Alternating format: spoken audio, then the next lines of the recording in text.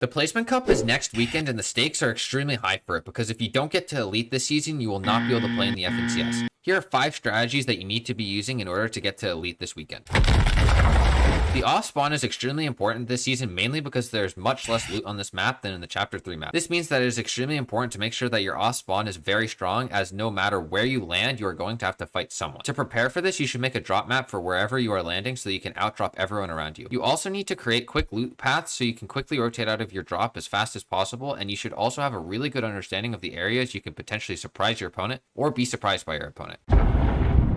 A lot of people don't realize this, but this season launch pads are still in the game, but they can only be found in supply drops. This means that on your mid-game rotates, you should go out of your way to position yourself near supply drops so that you can play out every endgame with a launch pad. This map in many ways feels like it was designed for no builds, and because of that, the terrain has a ton of small hills and valleys that can be used very well to block line of sight from your enemies. When making your mid-game rotates this season, try to focus on putting these hills between you and the enemy so that you can practically play 0 builds yourself and get a very easy rotate. Augments are probably the biggest addition to Fortnite in Chapter 4, but what augment should you be using?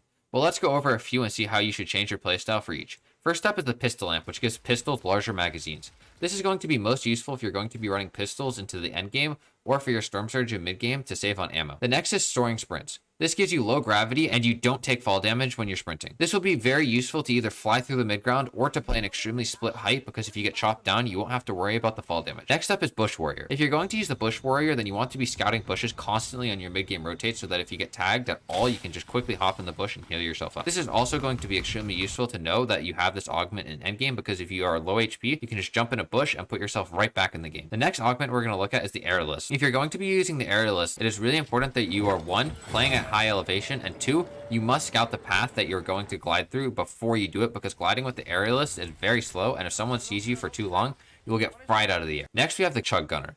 This one is pretty simple as you just get a chug cannon. This is extremely broken as a healing device and it also allows for you and your teammates to make zone plays together. Finally, the last and definitely the most broken of all the augments is the forecast augment. This augment allows you to see the next zone 1 zone before it appears. This means that you can accurately predict where the zone is going to go and you can make much better plans around the zone. One thing that many pro teams have been doing is really abusing the forecast augment in the moving zones. If you see that a zone is going to pull back, you can tarp to just the edge of the zone without having to worry about the zone playing the max distance. It can also dictate what side of the moving zone that you should be tarping on, and if the next moving zone is going to pull max, you can also prepare for that.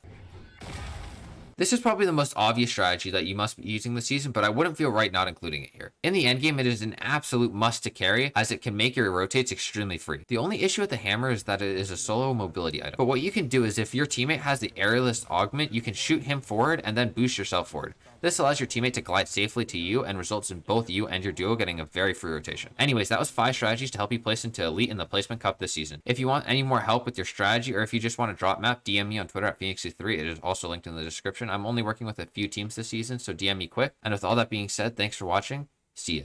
Peace.